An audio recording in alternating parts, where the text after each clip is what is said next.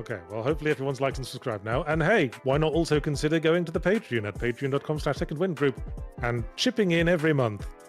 Oh my goodness, I don't think you're supposed to do that on network television. Back in the day, I smoked a lot of pot. He's going full stinker! Oh, dang it. Oh no. Oh no! Everyone's got daddy issues. You've got daddy issues. He's a very sexy man. He's everything that Cloud isn't. Is my collection of buzzers.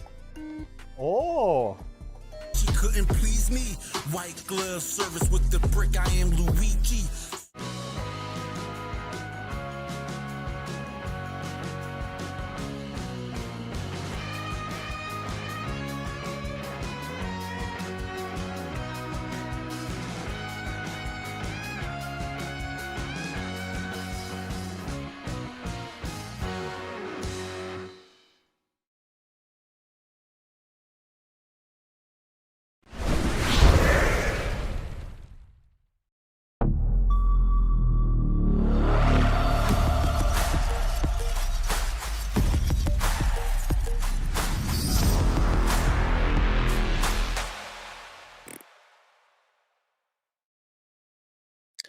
Hello, welcome to the Windbreakers podcast. I'm Yahtzee Croshaw, joined by Jay and Marty, as always, on this wonderful, nice, hot summer's day. It's really spicer outside. It's pissing it down here, mate. Don't know about you. I don't even know what that means. What does that mean? It's raining, mate. It's raining. Oh, it's Yachts raining. will get it. Yachts will get it. Pissing. See, I used to live in the subtropics, and whenever people talk about how it's raining really hard, I have to check for myself to make sure it's raining really hard by my own standards. Sure. Usually, that's like cold in the Midwest. Standards. Yeah, if my wife says it's raining really hard in California, I will look out and go, it's pitter-pattering. Sure. Yeah, that's a I can only dribble, mate. I can only tell by looking in the puddles. Yeah, that would be like Yahtzee. If you ever said it was cold outside, Jack and I would look at you and shake our heads and say, no, it's not. It's actually not cold outside. That's fair enough. Yeah. But anyway, Jay picked the topic this week, and apparently he's been doing nothing but play Final Fantasy IX for weeks on end, and that's all he wants to talk about. I haven't had a choice. Trying to finish it. It's such a long game. In companion with today's design delve, which is also about Final Fantasy IX, Jay's decided he'd like to talk our ear off about it today. So, less of talk your ear off and more hear your thoughts. Like, I'm fascinated by it because you guys are the guys who got me into Final Fantasy. Actually, if we remember, it's you two. You were split between starting on 7 and 6, and I chose to start on 6 because that made sense. Yeah, and you guys, you did it. It's your fault. I assumed I'd be able to just take it easy this week, but apparently not. Okay. Well, what did you so you've recently played for the first time the PS1 trilogy, Final Fantasy 7, 8, and 9. Yes. Where did 9 land for you in your person? I'm assuming 8 is last. Oh, 8. If there was a position lower than last, that's where 8 would be. I said this when I finished. I think this would have been my favorite. If it wasn't for a big blunder in the kind of 11th hour of the game, for me personally, which made me want to stop playing. And if I didn't have to play it for work, I would have stopped playing it. Was that the big boss rush you've been complaining about? It was the big boss rush section. So yeah, that's kind of what the entire video is about. Not to spoil it, but it's about an area where the party go to Terra, the alternate planet, where Zidane has his big revelations. And during it, there's a big anime moment where the characters come and help Zidane out of a identity crisis. And it's very cheesy, but it's nice. But anyway, they brought in 2 characters that I hadn't really leveled much.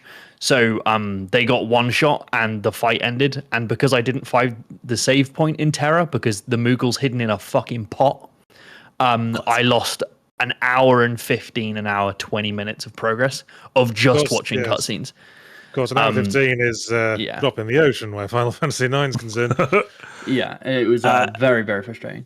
Yeah, it's when did you've played Final Fantasy IX, right? When did you come to it? Actually, yes. I never played 8, and I had never played the original 7 myself, but I have played 9 because I was living with someone back in the early 2000s who did enjoy those sorts of games, and Final Fantasy IX, I think, was the one I found most interesting of all those PS1 Final Fantasies? Well, just to give it a little background, I got the Wikipedia page up. It came out in 2000 for the original PS1.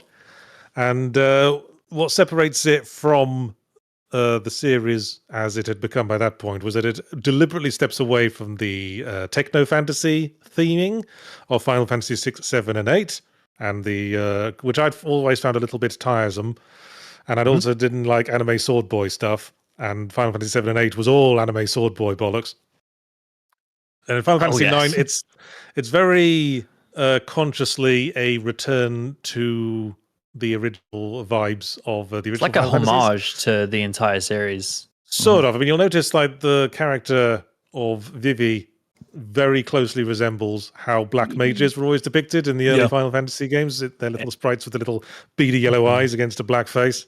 Yeah, and same thing with Garnet when she's wearing her disguise. She looks like a white mage from early Final Fantasy games. So it's the return of the job system, which is super important.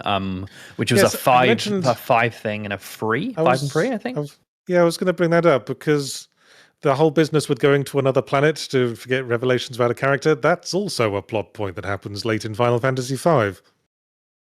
It's almost like they keep coming back to the same ideas. Oh, there's 4 temples spread across the world that all represent a different element.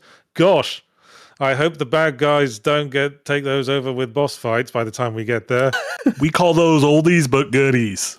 Oh, yeah. Replay the hits. Yeah, Jay, I think one of the reasons a lot of folks were excited to hear you play it is because aesthetically, like Yahtzee said, kind of eschews that striving towards kind of techno realism, and instead it feels directly, I believe, some of the character designs inspired by stuff like Jim Henson's work on Dark Crystal. Yes, which is why it speaks to me so much. Yeah, it's a bit Brian Frowdy. Yeah, exactly. And I was immediately drawn to it. Someone in chat was like, "Oh, it's very Labyrinth coded," before I'd even played it, and I was like, "I'm looking forward to that one the most because obviously Labyrinth is my life." The main character even slightly resembles David Bowie if he lost like 2 feet of height. Yeah, and had a tail. And got a tail. Yeah, there's lots of it that I really like. Not just the tone, the way its narrative's told, which I want to talk about as a bigger topic. But also the job system. I like the return to having these jobs where the players, the characters feel very distinct. Like I haven't played 5, but apparently in 5 you can switch jobs on the fly to better suit your party and stuff like that. Which I think your party is. Yeah. Which I think is a better game mechanically. Like I think that's Did you play better. Did you play Metaphor Fantasio? It's a little not bit dissimilar. Yeah, not enough to do the switching. Bravely Default is the same, right? Yeah. But there's no switching in 9, is there? Everyone's got like a strict class. The main character is the thief, and you got a sword man, not a sword boy, a sword man, and you got your black mage and your white mage and your blue mage and all of them. You got a dragoon. But it's really important that narratively why they are their specific jobs. Like I speak about in the video, like Vivi being a black mage is their entire thing. Like their entire story is about the fact they are a black mage and what comes with that and their identity crisis. The same for like Garnet being a white mage, Steiner, the Dragoons. Every single class has a very distinct story that they want to tell. And that wouldn't be as strong if you could just like switch Vivi to be a knight. And they had a little knight costume with a little black face and little beady eyes. As much as that would look really cool. Yeah, and he looked like Marvin the Martian. Yes, exactly. Yeah. So there's lots about it that I really liked mechanically and narratively because of that. The first half of the game is very... they're constantly switching characters out to tell their stories and splitting them up. And it's very linear, the first half. You don't get to choose who's in your party. In contrast to which I like other Final Fantasies, you do like that. So you like when the game is kind of like, all right, here's the adventure this crew is going on, and now we're gonna zoom across the city or the world, and this is what these guys are going. I think the second half of the game where they let you pick characters was the biggest mistake the game made. I think if you think about the first like 2 discs, we get a lot of story moments that are about the party either forcibly being split up, or in like Garnet's case, where she drugs everyone in Limbo. and runs away to go back to Alexandria. She's like a fucking runaway bride, that bitch. She really is. I was instantly sold at the beginning where they finally go to kidnap the princess, and her first line is, "You have to listen to me. I want you to kidnap me." Yeah. And I was just like, Yeah, "This is fucking awesome." I was like, "This is great." That is a great hook. But like, there's lots of stuff in the first 2 discs that is super, super linear and tells tight story about all of the different cities, its people, the characters and their jobs, and it's very interwoven. And there's a lot of motivation for each character that you can get. Apart from Amaranth, who is a fucking useless character and shouldn't be in the game, they're like people, and the way they interact with each other feels very human. And it's anime dialogue, but like they all have their own motivations. But once you get into the second half of the game, when you get to pick, a lot of the interactions between its characters turn into, like sitting there and standing still and going ... or not talking at all, because the game can't account for what characters you've picked. So the entire second half of the game becomes Zidane. Everything's about Zidane. And for me, that's where it gets a bit weaker. And that's not to say there aren't cool narrative moments that happen with the full cast, but the game has to kind of force them, is to make them happen. Whereas like, I'm like, you're giving me the choice, but now you're taking away that to do your narrative moment. And I'm like, I'd prefer if you just kept switching between them and bouncing between them. I've played games where the game has different dialogue based on who you pick. I've always admired that about Paper Mario, that you can only have one party member out, and obviously they're the only one who talks because Mario doesn't. Yeah. So, and basically every line of dialogue from the player side of things is different, but depending on who you've got equipped at that point, which I thought was a nice flex. It's a lot of work. When you play an RPG like this, do you kind of find your comfort party and stick with them, or do you rotate through characters, or are you kind of monogamous with your party as much as possible? I'm always annoyed when I get to the point in one of these RPGs where you unlock one more character than you have spaces in your party, because I'm always stressing about making the wrong choices, especially in genres I'm not usually familiar with. And I remember when I played through Persona 4, I stubbornly stuck with the first 4 dudes, like Yusuke, Chie, and Yukiko, just to make a point, I suppose. Yeah. And I'm sure, like, the other characters probably have their strengths. I think Naoto's like probably the best character in the game. Yeah. Yeah, but I got through that game perfectly well, just stubbornly sticking to those guys. But then, combat difficulty's never been the emphasis in Persona. No. Persona 5 was different. Persona 5, I found myself, like, switching out a lot. I'm not sure why. I think it's because it was easier to keep everyone leveled, because you got special bonuses if you leveled up certain characters. Yeah. That would keep everyone leveled. So I'd say, to answer your question, I prefer to stick to my preferred bunch. I was that way when I was younger. As I've gotten older, I tend to, now when I play RPGs, I want to keep level parity, because I have a fear, much like you ran into, Jay, that I'm going to be in a situation where they're going to be like, this has to be your party for this dungeon. And I'm going to be like, oh, those guys that's because are way underleveled. I've not been using these characters. You're well versed in the JRPG genre, and enough games have done that to me. Where you know it's a thing, and like in my video, I make a point of like, what the game doesn't really teach you that's going to be a thing, right? If anything, the first 2 discs are constantly switching people out, which means there is level parity, quite a bit of level parity within the first 2 discs, and then when you get given the choice. There's a section just before that Terra section where I kind of went nuts, where the game's like, there's 4 things around the world, and you're going to have to split the party. And I got the flashbacks to Kefka's Tower in FF6, where I reached it and it was like, split your party 3 ways, and you better have all of your characters leveled, motherfucker. And I had to spend like 5 hours grinding up my lesser leveled characters to get them, which was just horrible. But in 9, that section where they split the party is completely narrative based. The only people you fight with are Zidane and Quina, and the rest are just like cutscenes that happen while you're doing the stuff with Zidane. Again, more evidence of it's a Zidane fest. But And the ending of the game is when at the end you pick 4 characters and the rest give the power to the rest of the team. So the game is basically saying, well, you don't really need to keep level parity. It's fine. Apart from when you do, apart from when you have that section, which is why it's like the biggest blunder for me.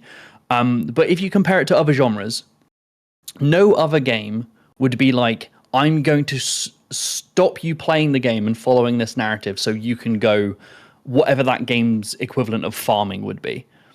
The example I use is like, oh, you can't come into the last cup of this this race until you've done 1,000 laps of the first course, or you can't get into an FPS final mission until you've got 500 headshots.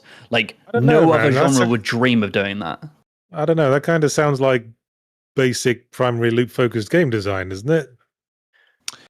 But if do a thing a bunch and then do a hard thing at the end. But if the story is an important part of the experience, and if there's a sense of urgency to the story, and if you're moving along at a natural pace, and then suddenly the game is like, so the story is telling you need to urgently get to the city to kill this guy, but level wise you're probably under level, so you probably just want to go fuck around a bunch before you do that. I feel like there's like a weird push and pull there.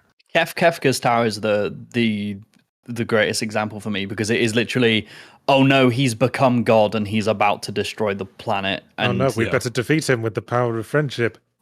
Oh wait, but I can't. I've got to go spend 5 hours farming up my blue mage because he wasn't don't have played. friends. Because there are like 12 characters in that game, or 14 or something crazy like that. In 6, there's it's I think the biggest party in Final Fantasy since then. I don't think there's been a bigger one since this is why I don't consider it part of the anime Sword Boy triumvirate, because there's a much thinner spread across an ensemble cast.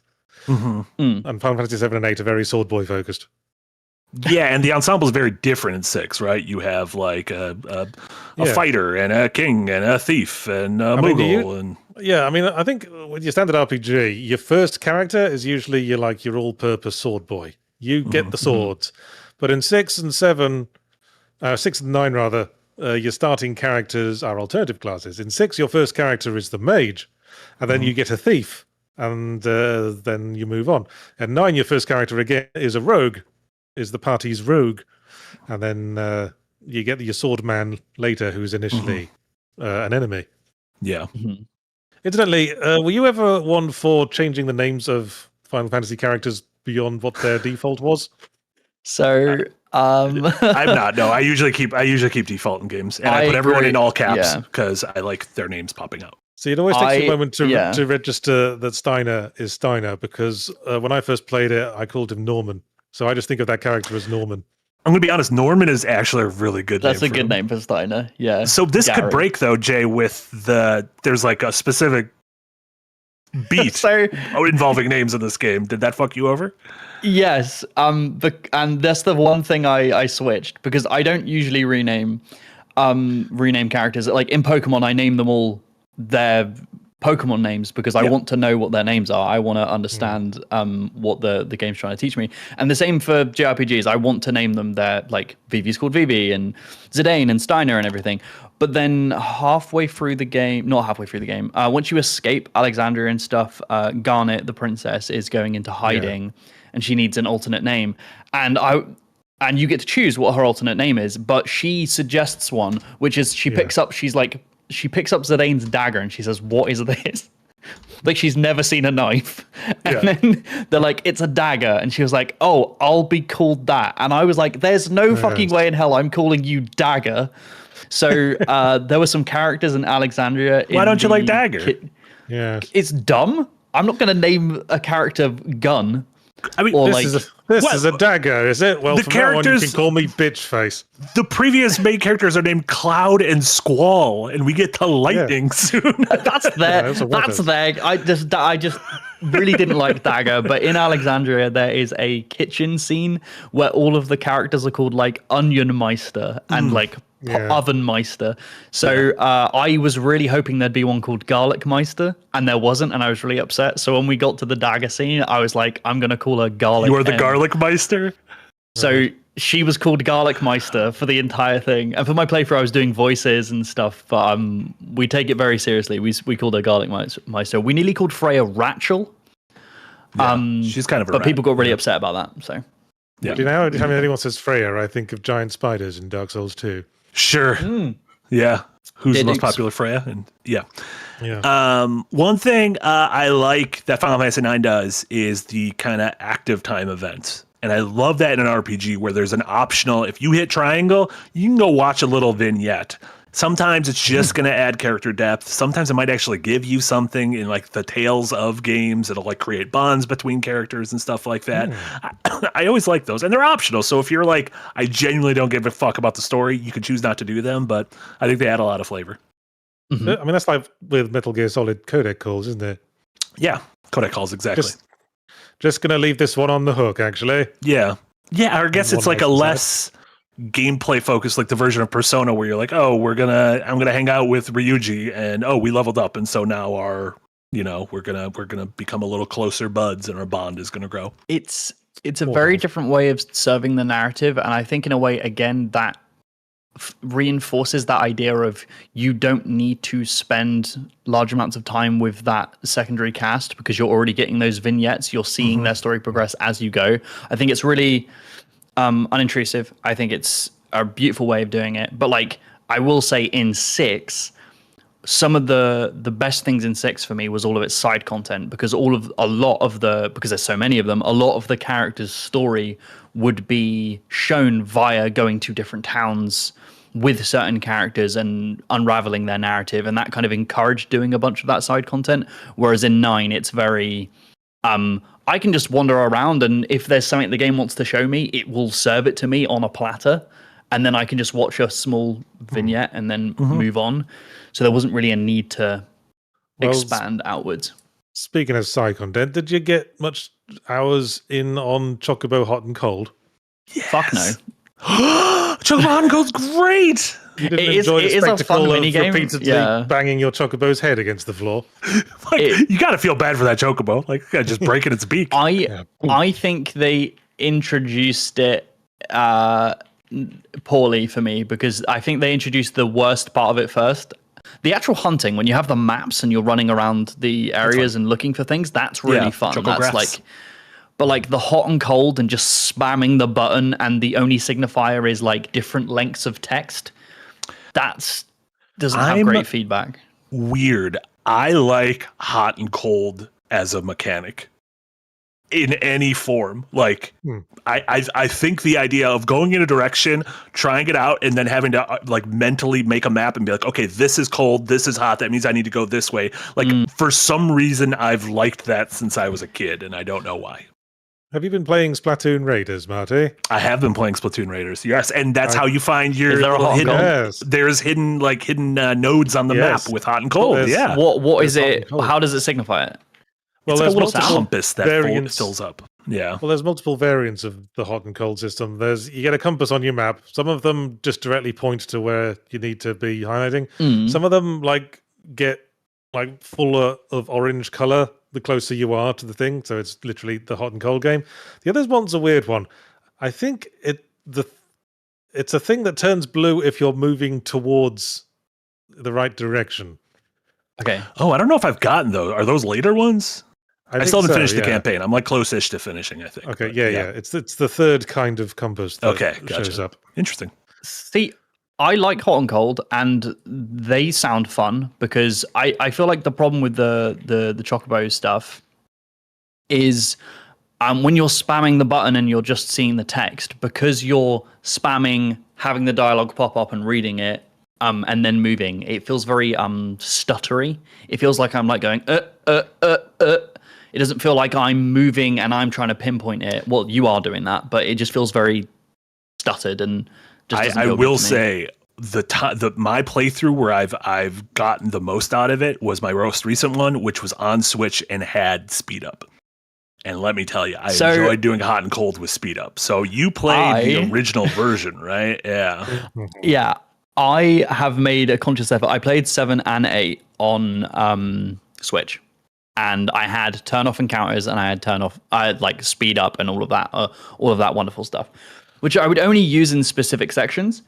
But I made an effort this time to finish it out on the PS1, and I regret that because the encounter rate in FF9 is stupid. It's unbelievable. It's a very pretty game, so it takes a while to load on a PS1 as well. When it's on the PS1, it's I think it's like 5 to 10 seconds to load into a battle every time you encounter one, and it could be a few steps and you're in another one.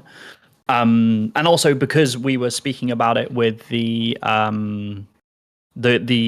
party splits in the first 2 discs and also the roles, there are extended periods where you will not have a white mage in your party.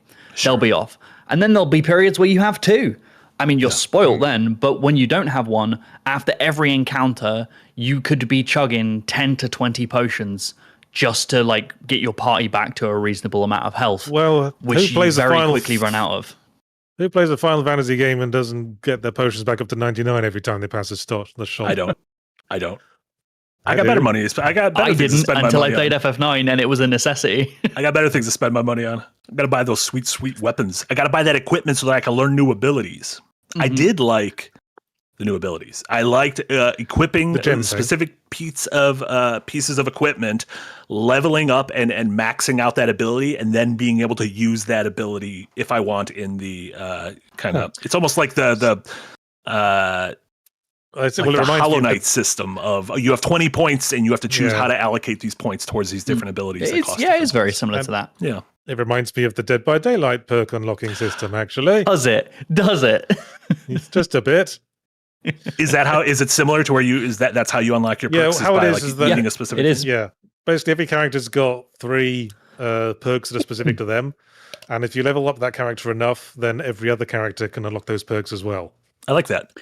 It is actually extremely. I was taking the piss because I thought you just wanted to talk about Dead by Daylight, but it is extremely similar. Yeah. I think it encourages experimentation and switching things out and not getting too comfortable with a single thing. Sometimes you'll equip something that's a little bit weaker purely because you're like, well, I don't have these abilities and I wanna learn these. Yeah. Well, I think it's another. I was speaking earlier about like the encouragement and the teaching of the game of being like you should switch characters out and you should switch it up and level everyone up, and I don't really feel like it does that. I feel like this ability system is really cool, but also further encourages you tunnel visioning on specific characters.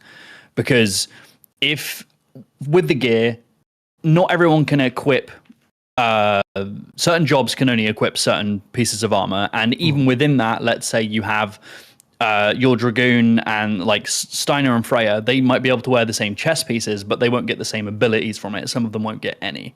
So what that's encouraging, and also the fact that you're only getting a certain amount of gil, because it's just like XP, you only get a certain amount of money unless you're farming. The game is saying, go to a shop, buy gear, you only have a certain amount of money, who you buying gear for? Well, it's probably going to be your present party, because they're the ones who are currently there.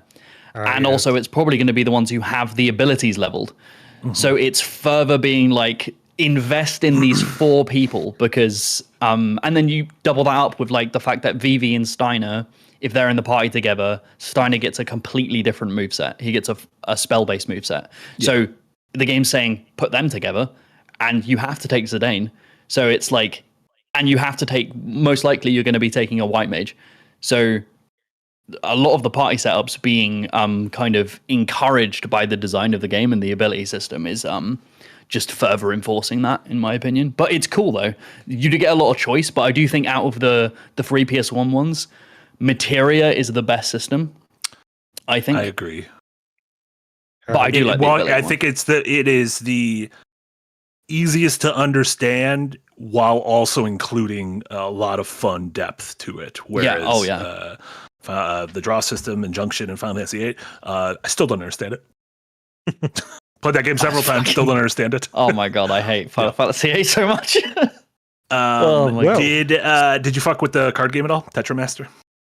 No, I guess you have to once, right? I will say that one thing from 8. Triple Triad is straight up a great game. Like, Triple Triad is a great card game. I played... Well, the game forces you to play the card game for the story in 9. in Trino, right? Yeah. And I was like, what? I've barely played this because I basically said to chat, is this game something that can help me level? Like in 8, it helps you become stronger, and they're like, no, it's just like a little mini game. And I'm like, I played it a couple times. I was like, this isn't really as cool as Triple Triad. I'll kind of leave it. And then halfway through the game, they're like, haha, you better have cards, motherfucker. So I had to play it a bunch, and it's just I never understood what was happening. I was just like, I'd put a card down, and then the enemy would put one down, and it would chain reaction take everything, and I'd be like, what? And like the card number, it's like a number, a letter, and then 2 more numbers. I'm like, I don't know what any of these mean. Yeah, and people would be like, oh, it means this. And I'm like, how are you getting any of this information? I always wonder about that sort of thing. Why, like, the most popular card game in the land is this really complicated Magic the Gathering style setup that takes ages to explain. When you look at the reality, where the most popular card games in the land are like, get enough cards to get to 21 without going over. Here's war. Which card is bigger? Yeah. I will say, if you ever get to Final Fantasy VII Rebirth, the Part 2, Final Fantasy VII Remake Part 2, it has Queen's Blood, which in my opinion, best card game. I've heard that's really good. Yeah, I'm currently playing through the first remake. Yeah. Slowly on streams. And I'm looking forward to not being in Midgard. Because the last thing I want to bring up, how do we feel? One of this thing's big selling points with Sakaguchi when the Hawaiian studio was developing this is a return to our roots. We're going back to our roots, a return to basics. And I feel like companies say that all the time, and sometimes it kind of feels like bullshit, and other times it's like Resi 7 where you're like, oh, okay, this is like this makes sense, this return to basics. And it's usually an admission of hey, we don't know what the fuck we're doing anymore. Yeah, that felt less for Final Fantasy 9 because they were coming off like a critical and commercial high of 7 and 8. Those were both selling like hotcakes. And 9 was developed in conjunction with it was 8, like shortly after 7 was released. Yeah. And then 9 was revealed alongside 10 and 11. Yeah. They revealed all 3 of them. Because 9 wasn't meant to, someone said this in chat, 9 wasn't originally meant to be a Final Fantasy game. It was meant to be a different thing. And then they were like, we're gonna make this a Final Fantasy game. Yeah. It was meant to be like a spin-off or something. I think 8 sold well, but it wasn't critically acclaimed. I wonder why. For the obvious reason that it was shit. Because it's bad. But he's got a gun sword, which is just extremely cool. I think gun swords are very cool. He never just shoots a man with that. He never shoots a man, but he does do a slash and then will shoot. But I'm not sure at what point in the slash he fires. A delay, it explodes. Yeah. Doomblade, right when the big flash appears from hitting someone with the sword. Yeah. I want to show off a couple of tchotchkes. One, the Final Fantasy IX strategy guide, which I'm sure people were talking about, Jay, in your playthrough, in how this famously was made at a time when Square was shoving a thing called Play Online down our throats. And so this strategy guide gives you about half of the information of a normal strategy guide and will then say, well, look up the keyword Stella 2 on Play Online to learn more about this item. And it's like, motherfucker, I bought this for you to tell me. And also, internet is not ubiquitous yet. It is 2000. Like, my computer is still a family computer. Like, what do you mean I have to go online? That's one of the things I have to forgive with these big JRPGs from like the 90s or all the 2000s in this case.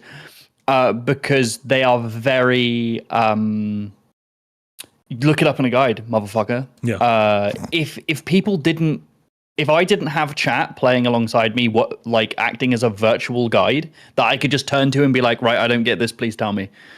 It would have taken me twice as long to complete it because there's so much stuff in all of these games where it's just like, how are you meant to figure that out without just a horrific amount of trial and error? And the answer is, it was kind of just the done thing back then to have guides. But now we got the internet at it.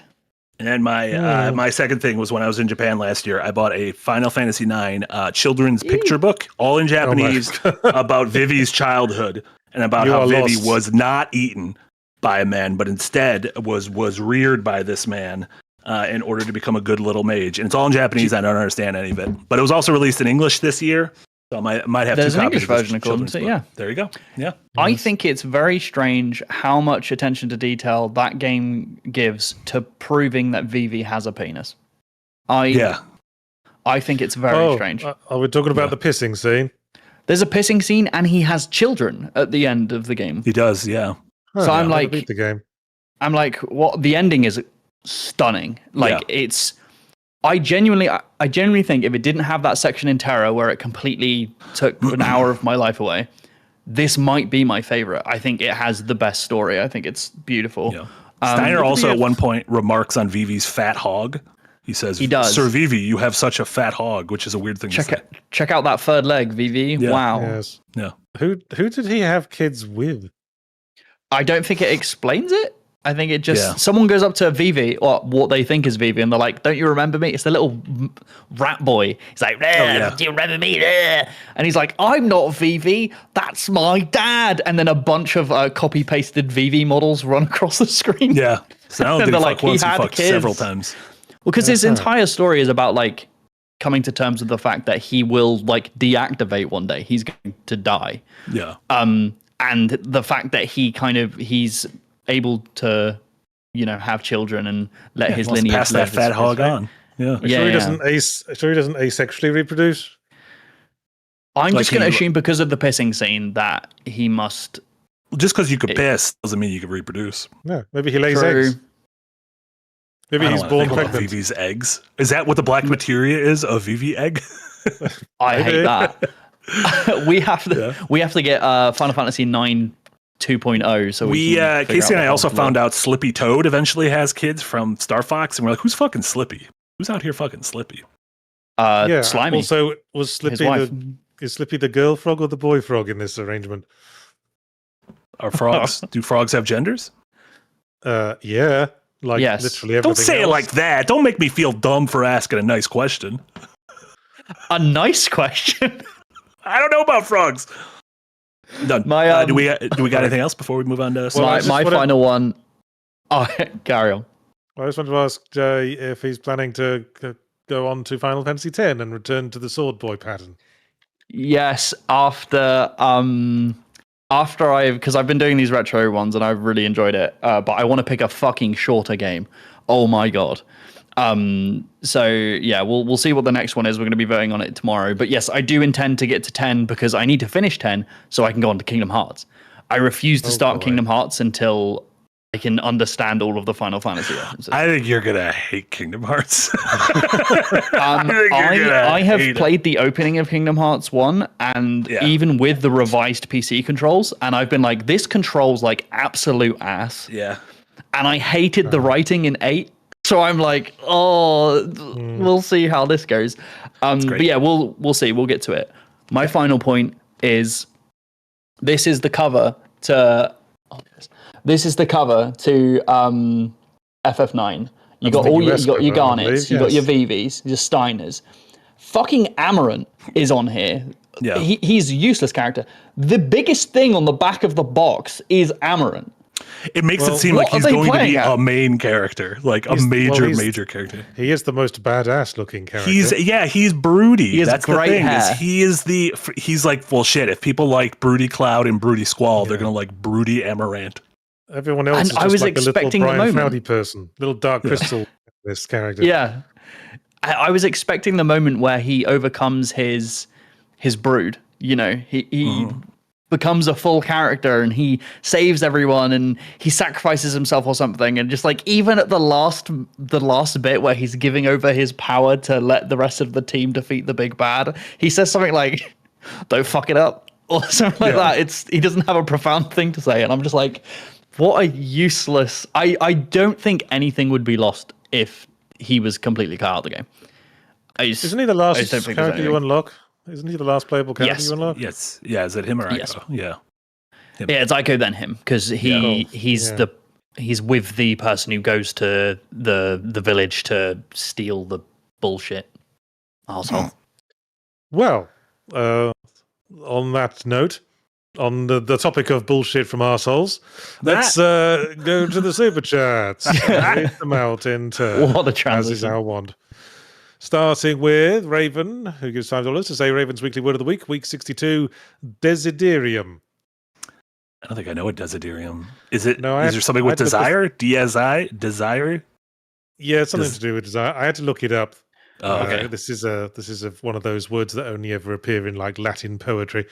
But it is a formal literary noun that means an ardent longing or yearning, especially a deep feeling of grief, sadness, or nostalgia for something that is lost, gone, or unattainable. You know what's nice about the word desiderium? It feels like it could also be like a Kingdom Hearts or Final Fantasy subtitle. Like Kingdom It's Hearts one of the areas in 420 over FF9. 622 desiderium. It sounds like You have what to you'd go to call a room in your house that you go to when you want to wish for things. Let me go to the desiderium. Yes. I'd be skulking in the desert area. A Shakes Off Fear gives $14.99 Australian dollars and says, I've been playing Thomas and Friends Wonders of Sodor, the first official Thomas rail simulator. Still unsure if it's a dad game, post-dad game, or kiddies with dad game. What do you think, lads? What? So I I haven't looked played this it. up because my immediate thought was if it's a Thomas the Tank Engine game, it's a game for children. You're just playing a game for children. I looked it up. Well, you It's say apparently a sweaty train simulator that Well, is you say set it's in the world of presumably- Thomas the Tank You Engine. say it's presumably for children, but what the fuck kids these days give a shit about Thomas the Tank Engine? I don't I mean, know. this is like Do a your kids property- not care about? Like, No, I think young They want- boys like trains, right? I don't want to gender My- things, but I my feel kids like K-pop Demon Hunters and Super Fuck Kitties. yeah. No, That's actually Thomas good. the Tank That's Engine good. was like my dad's generation of children's media. Was it that old? Ringo. Yeah, Yeah, it's it's very quite old. Oh, I Super didn't realize old. it. So yeah, it's kind of lost on me as well. Although I once watched a YouTube video of someone analysing the theme tune, explaining how it is an absolute banger and very unconventional in terms of tone switching and shit. Yeah. Yeah, weird. It's Oh, a yes. if it's a train. What is a train game to you? Remove Thomas the Tank Engine.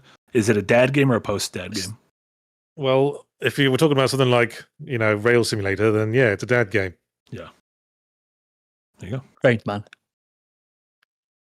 All right then. Sinos the Hedgehog is $5. It says off topic. Ugh, isn't it always, Sinos the Hedgehog? We didn't even start yet. We didn't have a topic yet. Nintendo remade a certain cover art of Mario Sunshine, and fans are complaining Toadsworth isn't in it anymore. Why does Nintendo hate him so? Well, this was something people used to ask in reference to the Paper Mario series, because in Paper Mario, the original Thousand Year Door, Toadsworth shows up as a character. But then in all future Paper Marios, Princess Peach is only ever escorted by random toads, and Toadsworth just mysteriously disappears from canon. Yeah. Maybe He there's was some on he was weird on the Epstein allegations. list. Yeah, he was on the Yeah. Epstein list. So, Yeah. so I mean, I he did think have a- wise of Nintendo. They've rewritten history Yeah. to get him out. He did have a big stash. Oh, you I can't trust suppose- that big stash. I suppose they wanted to imply that the princess was perfectly adept at ruling by her own and didn't need a fucking Grand Vizier or whatever Toadsworth was. I like her friend. I like in Mario Odyssey how she just gets her the girl Cappy or whatever her name is. Yeah. And they I go think on it's fun. trips together. Yeah, and at the end of the game, she's like, "No, I'm not going to hang out with you, Mario. I'm going to go to the moon with a girl Cappy." Yeah. And les up. They probably lesed up. Yeah, this is true. He lands Yeah. up with a hat. Yeah. Yeah. Well, yeah. I mean, Princess Peach is all about tonguing the rim. What is that? Where did that Was come that from? you said that like it's a reference that we would both Yeah. get. No. Yeah, the rim as a thing that a hat has, and also a euphemism. for Oh, okay. Still crass, but okay. applicable. You're frustrated with us. Is frustrated that You we can't didn't be get frustrated that with joke. us. This isn't on us. She just said Well, brim. anyway. That would have been nice. That's guess true. Brim. What does Tongue that in the matter? brim. Maybe I should have said Princess Peach is all about eating felt. God, just read the next one. Okay, fine. High Sco gives £4.99. So since you finished with FF9, you're going to start watching Bagpuss, Jermaine. Oh, stop it, High Sco. You'll scare the poor boy. Fuck his Fucking hell. Bagpuss. Oh, you weren't here when I explained my theory of Bagpuss. So Bagpuss is a stop motion animation, really old English TV show about a big pink cat, and Yeah, about the same generation as Thomas the Tank Engine now we're talking about. yeah, it. a little a cousin of mine, when I went to visit them, would always have it on their little TV in their bedroom, and but it was like black and white. It was like a horrible version, and it moves very weirdly, and it terrified me as a child. I was terrified of that it cat. was stop motion, but come on, he's a big, friendly, yawning, gentle cat. What's the problem? He's a whole bag I of don't puss. know what it is. Like being scared of Garfield toys. Yep. Apparently, I'm just scared of big, chubby cats, stop motion cats. Well, you know about Big the Cat?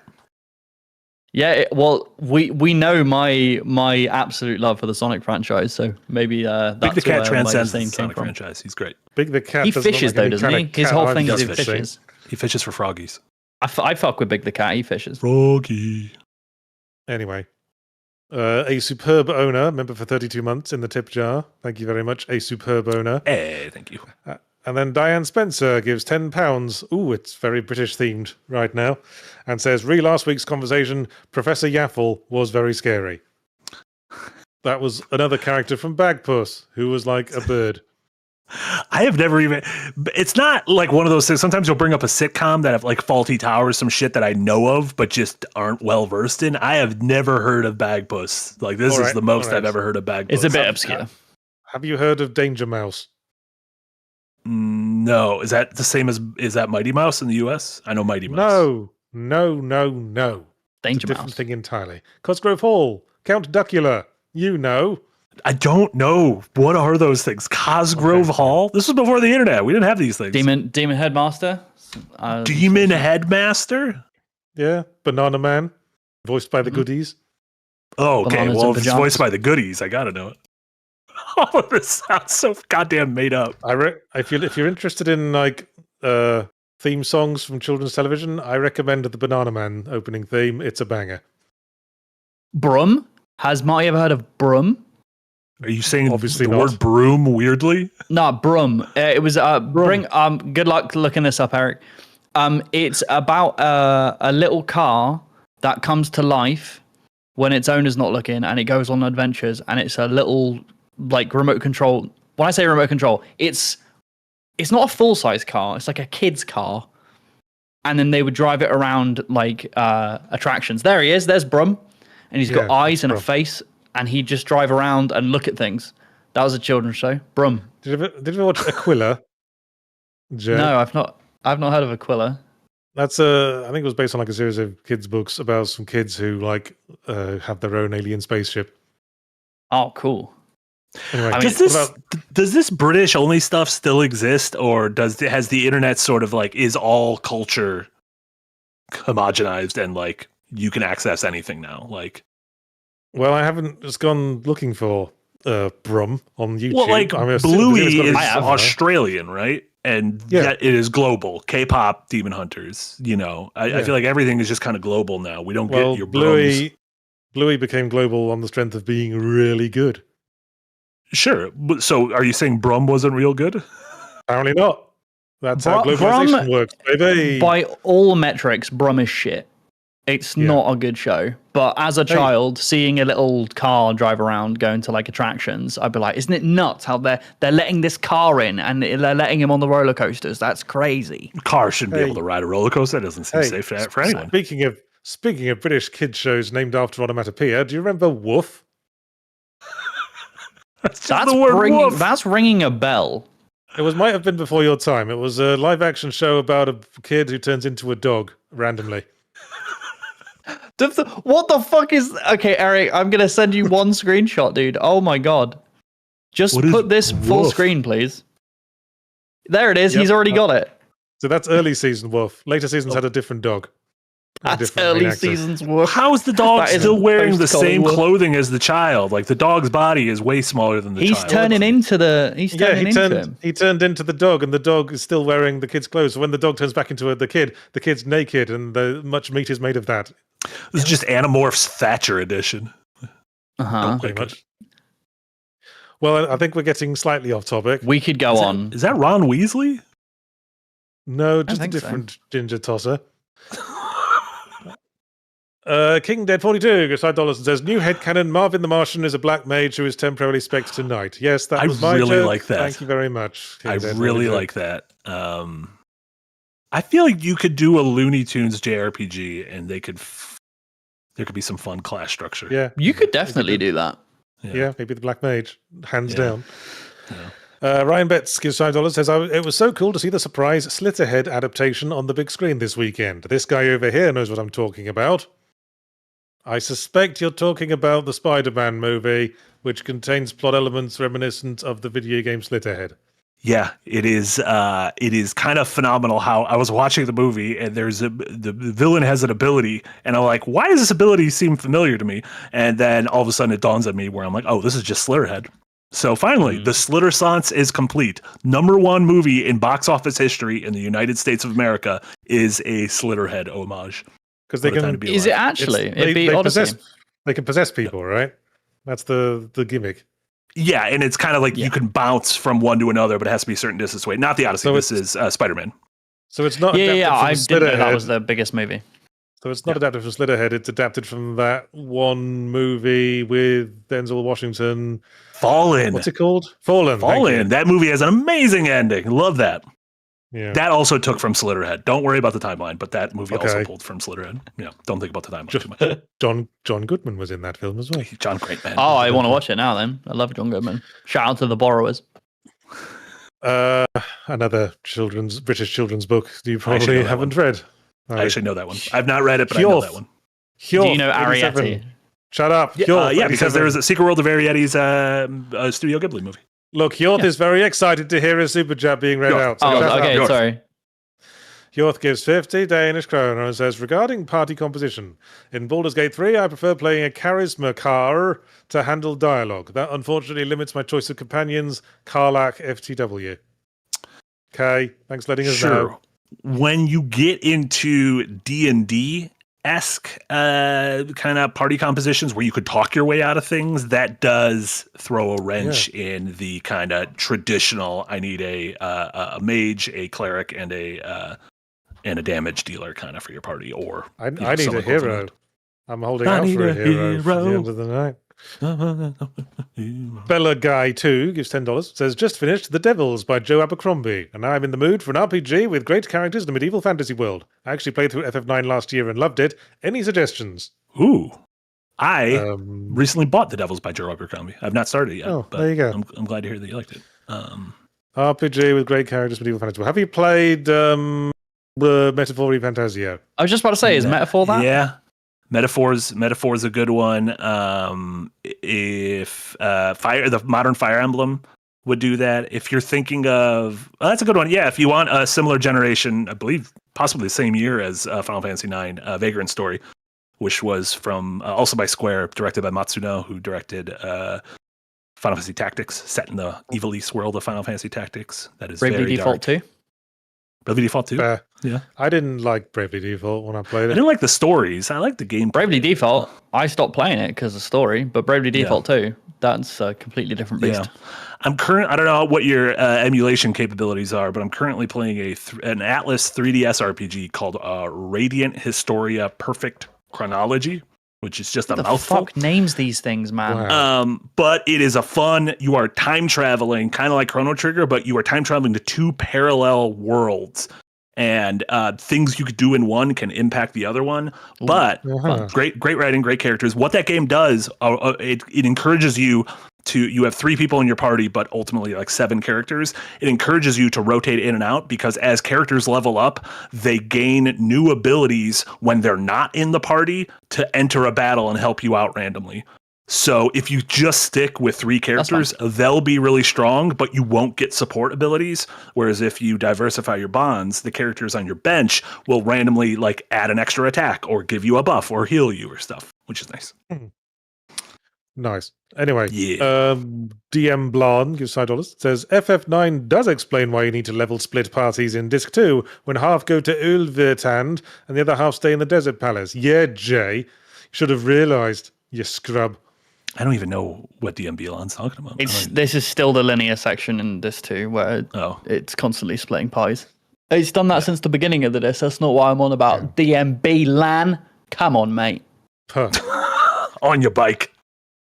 On your bike, kid. Mr. Sadface gives $2 and says, would Yachts return to his roots and make an FPS? I don't know what you're talking about, Mr. Sadface. I have never made an FPS. I made a level pack for Duke Nukem 3D back in the day, but I don't think that counts. That's not making an FPS. That's for learning how to use the level editor for an FPS. Answer the question. Return to your roots. Would you ever make an FPS? No. I feel like it'd be hard. It'd be hard to be like, I'm going to do this better than the other FPSs out there. What Tim? I mean, yes. Tim Schafer said. Yeah. I mean, let's not forget that the FPSs were invented by John Carmack, who is a genius. I thought that was like a compliment to Jay, a genius. Jay, So Jay does something really smart. I He's ain't a anywhere genius. near, mate. I'm just above dumbass, if that. Done yourself. Lina Loki Kuhn gives $5 and says, all right, Jermate, hit him with the voice of the best character. You know I mean Queena, don't play. But you can do Vivi too, I guess. Ooh, what was your Queen of voice? Gives you Queena voice. My Quina voice was just like, oh, I'm eating all the frogs. It was dumb. That wasn't the best one. My best one was the Why king. is he Italian? What accent was that? He like Quina would always like skip words. So like Sure. I would just talk to they would talk like this. And so your dumb guy voice is kind of like an Italian voice. He's yeah, dumb I guy mean from that might say a Italy. lot about me. But Or the guy the from the Eastern best voice Europe, wasn't possibly. that. Vivi was just a child. Yeah. And the best voice was the king, who was one of those little the little quiggly bibblies, and then he turns into a frog. And they turns into a frog. Yeah. Bibblies. Yeah, Bibblies. he was talking like this. Sounds like you're being choked. Yeah, You sound like 'cause he's a one of frog. like Marge's sisters. Why is there an FPS counter in the bottom corner of the podcast right now? Because we're going back to Yahtzee's roots. Oh, There you okay, go. yeah. That's how many first-person shoot. We've got 60 out of 60 first-person shooters on the go. Dear, oh dear. Witticism gives $5 says, I played a lot of FF9 as a kid. I have fond memories of brute forcing that game with 4 damage characters and auto potion. Got pretty far, actually. Yeah. Yeah, I think as a auto kid, I potion used is to do great. that a lot. Yeah. Also, haste running shoes. Big ups running shoes. They're really good. Giving you auto haste. The ability system. yeah. There were some cool combos you could do, but I also hated how much of the end game became. Do you have the correct passive on to circumvent the status effects that this specific boss is going to do? And also on this note, heat, a mechanic that kills characters if they have an action queued up, is terrible, and the person who invented that needs to be fired. Okay. Damn. They don't, this is a tough economy. Well, how are they going to get a job in Hawaii? Go get a job. I don't know. Making a teaching studio in tourists how Hawaii to felt scuba- like scuba such a gear. terrible idea because like they just were like, oh, we thought we could hire locals in Hawaii, and it turned out none of them really had a video game background, so we had to pay for relocation from Japan and America. Yeah. I'm like, well, Funny that. shocking. I mean, it just sounds like someone wanted to live in Hawaii, which is fair enough. That was what Sakaguchi wanted to do, and There you go. spend as much of the company's money as he possibly could over the course of a few years. It was all a test. Yeah. Mr. M.R. Zaxter gives £9.99 and says, why is it Jermate and Ludo, but not Yahtzee and Toffee? Also, how much of a tip for Marty to acquire a pet? Well, A, Marty has allergies, and B, maybe some of us choose not to make having a pet the entire sum of our identities. That is, you bring out Toffee all the fucking time. Yeah, but I don't put his name under my face. Probably because my I last That's don't because Toffee didn't either. exist before you started making these videos. I know, because my last dog got hit by a car, and I guess I've learned not to get attached. That feels. I didn't know a dog got hit by a car. That's sad. Yes, I was very sad as it happens. I got Toffee like a few months later because I was very sad. Oh, You weren't driving, that sucks, right? man. Of course I wasn't driving. I don't know. You can run over your own dogs. I don't have a dog. I didn't know you can't run over your own dogs. No, I did not run over my own dog. The Toffee was like literally this was like in the middle of COVID. So Toffee was like literally the last dog in the shelter. Aw, Yeah. bless him. And also for my stance, Ludo is arguably more well known than I am, so I'm just leeching off her name. That's why. Yeah, I think that's There great. you go. Yeah. It means I play. Yeah, It does. Ludo Chris means I play And Chris. Ludo from Labyrinth. Oh, we got the double whammy. There you go. Tsunami Douche gives $20 and says nothing, as is his want. And then Morink 75 gives another $20 and simply offers a salute emoji. Oh my Douche, god. douche, douche. Keep this train going. Maybe this will be their thing. And then John Brooks gives £20, the higher quality alternative to dollars, and says, lads, Queen's Nose or Demon Headmaster? For best themes, Round the Twist is still rent-free in my head, and Biker Grove gave the world Anton Deck and Charlie Huffman. Okay, forget that one. Literally, Biker for Wolf. the first 4 of these, I thought they were songs in Final Fantasy IX. And I was like, damn, I don't know any of these songs. I started Googling them, and I'm like, these aren't Final Fantasy IX songs at all. Round the I got Twist. tricked. Yeah. Queen's Nose they do sound like Final Fantasy. Queen's Nose, Demon Headmaster, Round the Twist. Queen's And I was Nose like, maybe is Biker a- Grove was a chocobo place I didn't go. Yeah. No, although I think the first 3 of those were all based on like British children's books. And Yeah, turns out Queen's Nose British is children's TV yeah. had a lot of adaptations of children's books. Sure. Queen's Nose Queen's is one Nose- about a kid rubbing a coin and it Yeah. grants wishes, right? Yes, it was about a girl with a magic coin that grants wishes if you rub the Queen's nose. Yeah. Oh, on the Was it coin. Demon Headmaster Yeah. was kids fearing that their headmaster was Yeah. a demon. That sounds like a Demon goosebump. Headmaster was basically the faculty, but for like Oh, I love that middle movie. school kids. That's a great movie. And Y'all got then Round the- goosebumps over there? Did they have goosebumps? Or did they have like a weird British goosebump? Yeah, it was just And then- your version. And then Round the Twist was actually a sort of Australian Goosebumps, actually. It was like yeah. Oh. kids, it was like Australian kids, Stranger Things. Okay. Like Was it kids like a in a different small story every Australian- week? Or Yeah. Kids in a small Australian town have a weird supernatural encounter every week. that's fun. Mhm. Like, I remember there's distinctly an episode called Without My Pants, in which one of the kids is cursed by a ghost to say the phrase, without my pants, at the end of every sentence. Hijinks, man. Hijinks. Genuine hijinks. And Biker Grove is boring. It's just like a children's Yeah. high school drama show. Pretty much. Although it did give us Anton Deck, although they weren't called Anton Deck at first. At first they were PJ and Duncan, and then they changed their names to Mhm. Anton Deck professionally. He won't know who Anton Deck are. Anton Deck. Is that Anton a man? Deck are Anton like- Deck? Well, in Britain, and in Britain alone, they're like the most famous television presenters ever. Amazing. More than Regis? More famous than Regis? In Britain, yes. Damn. A Superb Owner gives $5 says, this week in Windbreaker out of context quote history, keep cranking or nobody explodes. Marty, 4th of August 2025. This thing hasn't been plugged in years. Oh well. Yeah. DMB Long gives $5 says, an amazing DS story RPG is Infinite Space. Also, Ooh, good no you, reco. Jamate. You only just now played FF9. I've done multiple full playthroughs since it came out, lol. But the problem there is you can't point out you should have known this thing because they say it then if you were also saying I know this game like the back of my hand, because you are coming from a place of being an expert in the game as opposed to a newcomer. Mhm. Oh shit, I didn't even have to say it. Thanks, Marty. No, sometimes it's hard for me to know, like it's hard for me to weigh in on these things in a game I know really well, because I'm like, I don't know if I know it because it's intuitive or if I just know it because I've known it for 20 years. Like, Yeah, and you've played the genre a bunch and you understand the conventions Yeah. and you understand X, Y, and Z, yeah. yeah. Also, Infinite Space, that's a good reco. I want more weird. If anyone has recommendations for weird DS or 3DS RPGs, let me know, because I've been stealing these games like fucking crazy. Oh man, play Pokemon Ranger. Spin That's that the one where you stylus, circle. You dude. do circles, right? Mhm. I've heard. Yeah. Weird. A Superb Owner gives $5 and says, and another, we're not cranking for us, we're cranking so future generations can crank. We're cranking for those who come after.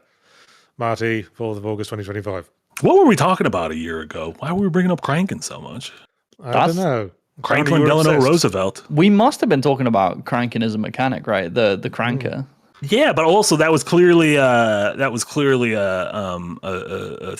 not 13 Sentinels. What the fuck was the name of the game that won 1 million awards? The French RPG. Clair Expedition Obscure. 33. Yeah, that was a clip for those who come 13 after. Sentinels. I thought- Yeah. 13% of the famous game of the year winner. Would have won my game of the year if I was allowed to. Yeah. Sean Toms gives 4288. Sorry. Sean Toms 4288 gives £9.99 and says, rarely get to catch this live, so here's a tenner. What's Thanks, with Sean all, Combs. what's with all the very British super chats? Is it like a public holiday in Britain today or something? Probably bank holiday. Y'all got those bank It's a bank holidays up holiday, the yeah. wazoo. Should we just make another podcast called The British Hour, where we just reminisce about children's television? Yeah. British are coming. Hey, should we do it Patreon exclusive? We'll have we'll just have us waxing Honestly, about British you guys doing like a watch along of like a shitty stuff. like Obscure British shit. We Yeah, could fun. watch. Hey, Yachts, we could watch an episode of Red Dwarf every Ooh. week. Well, That'd be even though I fun. watched that as a child, it was not technically children's television. No, it's not. I was I didn't even thinking more realize along the Red lines Dwarf of- was British. I was thinking more along the It's lines of the Chuckle extremely Brothers. British. I've never seen it. Chuckle It's not- Brothers, to me. Yeah. We were quoting Chuckle Brothers when we did our stream the other week. Well, that To was me. inevitable. To you. To me too. Yeah, we Yeah. call you Yeah. guys the Chuckle Brothers when it's like who's on Yahtzee Tries this You week? call All us the Chuckle Brothers. Fucks. You might know the Chuckle Brothers because they, in some of the original like beta versions, like early access versions of Black Mesa, there was a Chuckle Brothers mug on one of the tables. Really? Yeah, just a table Amazing. with just a mug with the Chuckle Brothers on it. Early version of Black Mesa as in Fallout or in Half-Life or in the Black Mesa mod? In Or the Black Mesa remake. recreation. Gotcha. Like the early versions of it had a Chuckle Brothers mug. So clearly That someone is on the staff was probably insane. British and knows the Chuckle Brothers. Who put the Chuckle Brothers You mug gotta in? ask Mikey who Black came, Mesa. who put Well, Chuckle Brothers in Black yeah. Mesa. That's Yeah, my go next ask Mikey. design delve. I'm going to Go hunt this ask person Mikey. down. About the Chuckle Brothers mug, because I'm Yeah. intrigued to know who put the Chuckle Brothers mug in myself. I'm going to message him right now. Because there must have been someone British who was like making random like models, like environment setting models in that game. Because if you look at like the vending machines, it's all versions of British snack foods as well. Mm. They're getting all their textures from things around them. Yeah, I assume that was like a remote project, right? Like they weren't working in like an office on that. I mean, So that would make sense that they had a probably some British Because it was person. like an online project mod thing. Well, that's it for Super Chats. So I think I'll just say thanks for listening to the Windbreakers podcast. If you like talking about Final Fantasy IX, why not watch Jay's latest video on Final Fantasy IX in Design Delve that went out this morning? Or if Final Fantasy IX ain't your bag and you're more of a first-party Nintendo shooter man, why not watch Fully Ramblematic this week, which is on the subject of Splatoon Raiders? And of course, if you're in the Patreon, you'll also be able to enjoy our new feature, the Post-Ramblematic podcast, in which this week, me and Marty will be discussing Splatoon Raiders, and that'll be out a few hours after Fully Ramblematic on Wednesday. Probably just before my Wednesday stream, Yahtzee Tries, where I play indie games. And that'll be it for me for content this week. Yeah. What about you, Jay? Plug it again. Yacht's already very kindly plugged it. Design Delve on FF9, and I'm going to be continuing the delves into retro stuff. So tomorrow at 7 p.m. EST, I'm going to be. You guys are going to get to vote on what the next thing is. I haven't fully decided on what it is, but one of them's going to potentially be Riven, and the other one's going to be God of War. Have you ever played the first God of War? I have played them, but a very long time ago. But spoilers, they're pretty short. Yes, good. which Yeah, is I'm after. So if anyone else has recommendations for shorter retro games, shut up with your Eternal Darkness bullshit. I mean, God of War's not short, but it's shorter than fucking Riven. Shorter than 50 hours. Yeah. It's not 50 hours long. Well, is Riven long? Oh, yeah. It's like, Shit. it's very complicated, is all Riven. Uh-oh. Okay, well, I might be reconsidering Riven, because I need a short one for this You one. ever play Super Metroid? Not You ever Super play Symphony Metroid, of the no. Night? No, I want to get Symphony of the Night physically. Actually, I might. I just realized that Symphony of the Night is like $250 to get on OG hardware. You can get it on the PS4 if you buy the Castlevania collection, where it's packaged with Rondo of Blood. Okay, is Symphony of the Night long? I mean, not Well, as it long depends. as these Final Fantasy games. Like, well, I mean, if you again, get- my confusing thing is it's like I could beat it in like a handful, like 2 streams, Yeah, but you I know. also have muscle memory of where to Okay, go in the game. So I don't know. Yeah, maybe I'll consider that. Yeah. That, I mean, that it's sounds like a good it's one, a Metroidvania, not an RPG. which I love. Yeah. So, yeah.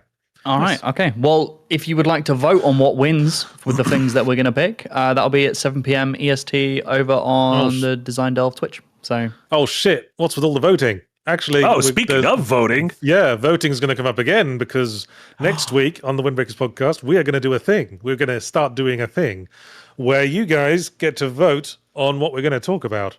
We all three are going to come up with a different topic for Windbreakers next week, and we're going to stick it on Discord, and you'll get to vote on which one we do. And we won't say who came up with what. We won't say whose it is. is. It'll be like 3 headlines, and I'll put them through like a homogenization machine so that you're not able to tell by like. I'm going to make sure they're all words are spelled like American and British or like in one standardized way so that you can't get tricked by that.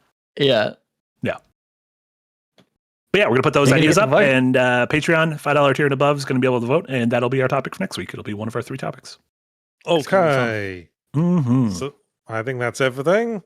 Yeah, I'll rest the normal stuff this week. Enjoy your week. I'll see you all on Wednesday. And until then, Final Fantasy bye-bye 9. Bye! You did it! V. I wasn't sure where I was going with that when I started the sentence. We got to be done. Hit the button, Eric. Okay.